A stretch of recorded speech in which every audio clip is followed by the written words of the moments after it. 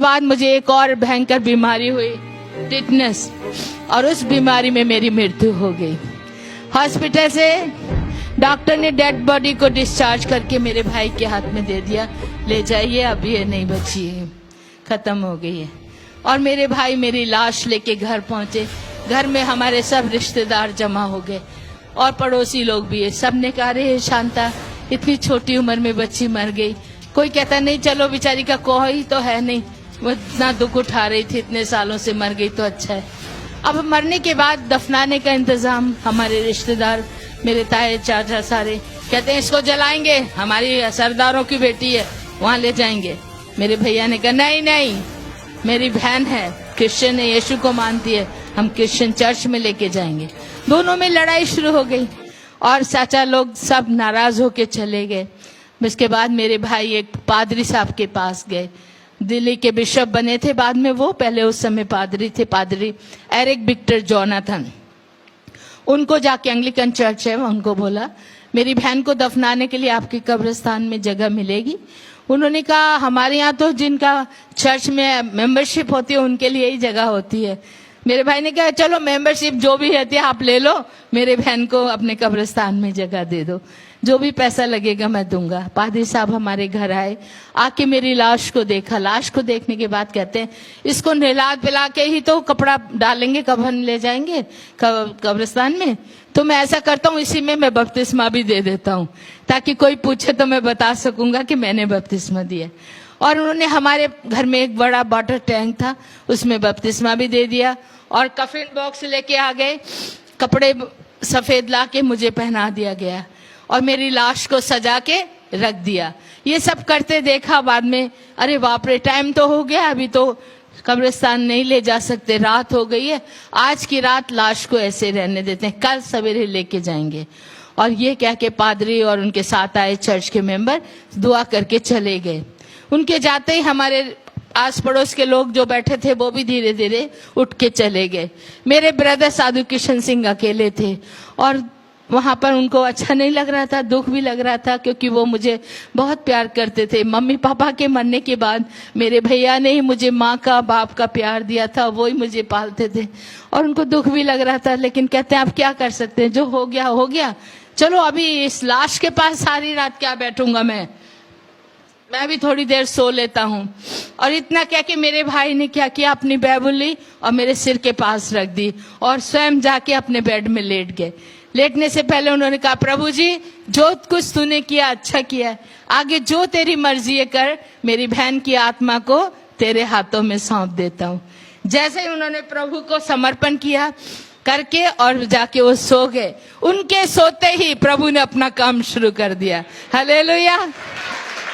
अचानक मेरे रूम में एक बड़ी लाइट आई और लाइट के बाद दो एंजल दो तरफ आके खड़े हो गए, मेरे बेड के, एक इस तरफ एक इस तरफ। और उन एंजलों ने, एक ने मेरा ये हाथ पकड़ा, दूसरे ने ऐसे हाथ पकड़ा। मैं बड़ी हैरान, मैं हो रही ये क्या है, इतने बड़े बड़े स्वर्गदूत क्या करने जा रहे हैं। और वो मुझे उड़ा के इसी तरह उठा के स्वर्ग की ओर ले चले। हालेलुया। बहुत सुंदर लग रहा था वो दृश्य, बादलों पर इस तरह मैं चल नहीं रही थी, हवा में उड़ रही थी। हालेलुया। और वो स्वर्गदूत मुझे बहुत सुंदर जगहों से घुमाते, बहुत खूबसूरत बगीचों में से लेकर तरह तरह के फल फूल और बड़ी सुंदर सुंदर लाइटें, रोशनियां जो इस संसार की नहीं स्वर्ग की थी मैंने देखी। और वहां बहुत से लोग सफेद वस्त्र पहने, सिरों पर सोने के मुकुट लगे, प्रभु की महिमा स्तुति आदर सम्मान कर रहे। उन लोगों ने मुझे देखा, सब खुशी से मेरा आदर कर रहे। मैं हैरान, अरे ये लोग मुझे जानते हैं क्या। और वो उनको देखते देखते फिर प्रभु का दास लोग, स्वर्गदूत लोग मुझे एक बड़े से सोना का भवन था उसके सामने ले गए। वहां की सड़कें भी सोने की थी और उस पर चलकर हम उस बड़े हॉल के सामने खड़े हुए जाकर, और हॉल का दरवाजा अपने आप खुल गया, वो भी सोने का दरवाजा। अंदर देखा तो बहुत रोशनी, पूरी लाइट से भरा हुआ था। और फिर लाइट को थोड़ा ऐसे करके अंदर जाके देखती हूँ, इधर भी 12 सिंहासन, इधर भी 12 सिंहासन, उन पे कोई बैठे हुए थे।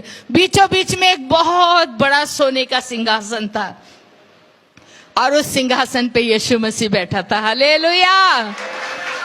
और मुझे उनके सामने ले जाके खड़ा कर दिया गया। पवित्र पवित्र सामर्थ्य परमेश्वर, युगानुगन जीवता परमेश्वर, ऐसे तरह था कि मैं वहां पर प्रभु के दूतों के द्वारा उनकी महिमा को सुन रही थी। जब मुझे सामने प्रभु के चरणों में रख दिया, स्वर्गदूत मुझे रख के पीछे हट गए और प्रभु का हुक्म सुनने के लिए सब लोग शांति हो गए, ऐसे देख रहे थे। मैं नीचे पैरों को देख रही थी प्रभु के, और मेरा मन खुशी से झूम रहा था। अरे वाह, मैं कितनी भाग्यशाली हूँ, मुझे सीधा स्वर्ग में प्रभु के चरणों में आना पड़ा है।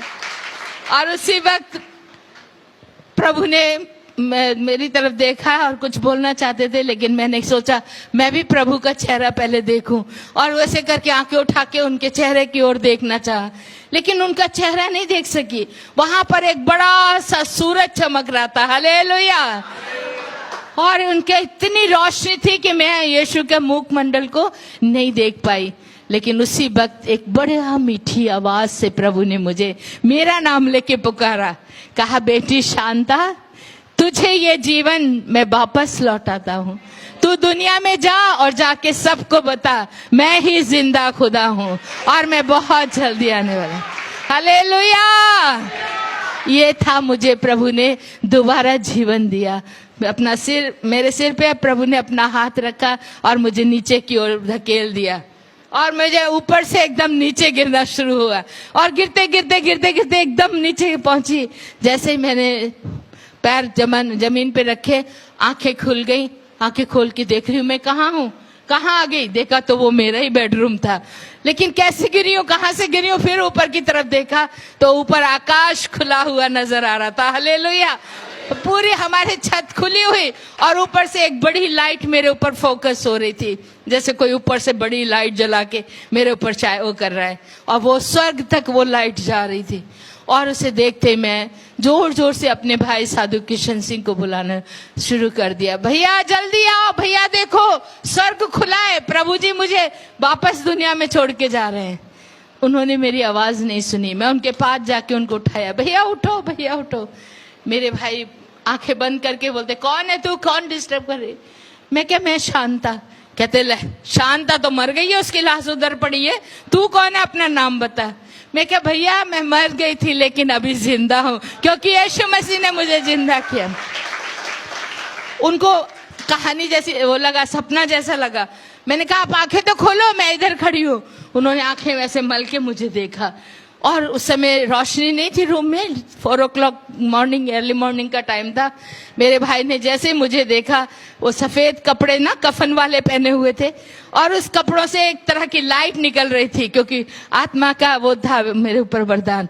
और जैसे ही मेरे भाई ने मुझे देखा, वो डर के उठ के दूसरी तरफ जाके खड़े हो गए। कहते, तो रुक जा, तू शैतान है, भूत है, भूतनी बन के आ गई है, मेरी बहन मर गई है, भूतनी बन के आ गई है। वो कहता है, शैतान चली जाए यहाँ से। मैं क्या, भैया मैं शैतान नहीं, शांता हूँ, आपकी बहन हूँ। लेकिन उनको विश्वास नहीं हो रहा। वो जल्दी से गए मेरे बिस्तर पे, जहाँ पे मेरी लाश पड़ी थी, वहां से चादर हटा के देखते हैं व्हाइट चादर है, लेकिन मेरा शरीर वहां नहीं था, मतलब मेरा लाश नहीं है। वो मेरी लाश को ढूंढ रहे हैं इधर उधर रूम में। मैंने कहा, भैया आप वो क्या ढूंढ रहे हैं, मैं तो आपके पीछे खड़ी हूँ, मुझे देखो। कहते, तू खड़ी हो जा, दूर रहे, मेरे से पास मत आ। मैं क्या, हाँ नहीं, क्यों, क्या बात है। तो उनको लग रहा था कि मैं भूतनी हूं। बाद में कहते, मैं छू के देखूंगा, क्योंकि भूत के तो शरीर नहीं होता है, उसको पकड़ो तो हाथ में नहीं आता है ना। तो उन्होंने कहा, मैं छू के देखूंगा। मैंने कहा, ये लो देखो। मैंने ऐसे हाथ कर दिया। मेरे भाई ने डरते डरते मेरा हाथ पकड़ा। हाथ पकड़ते ही उनके हाथों में मेरा उंगलियों का स्पर्श हुआ, और वो कहते, अरे सच में तू तो शांता ही है। मैं क्या, वही तो मैं कह रही हूँ, मुझे यीशु मसीह ने जिंदा किया है। इतना सुनते मेरे भाई उसी वक्त नील डाउन होके प्रभु का धन्यवाद करने लगे, और मैंने उनको सब बताया, स्वर्ग में कैसे कैसे मैंने क्या देखा और प्रभु ने कैसे मुझे वापस भेजा है। वो कहते, मैं पादरी को जाके बता के आता हूँ, नहीं तो उन्होंने कब्र खुदवा देनी है। वो दौड़े दौड़े गए पादरी क्या। पादरी कहता है, अरे भाई इतना जल्दी, अभी तो टाइम लगेगा, कब्र खुदवाएंगे, थोड़ा ठहरो। कहते, नहीं अभी आपकी कब्र की जरूरत नहीं है। क्यों, मेरी बहन को यीशु मसीह ने जिंदा कर दिया। पास्टर बड़े हैरान होके मेरे भाई को देख के कहते, साधु जी आप रात को सो गए थे क्या। कहते, हाँ सोया तो था। हाँ वही तो आपने सपना देखा होगा। कहाँ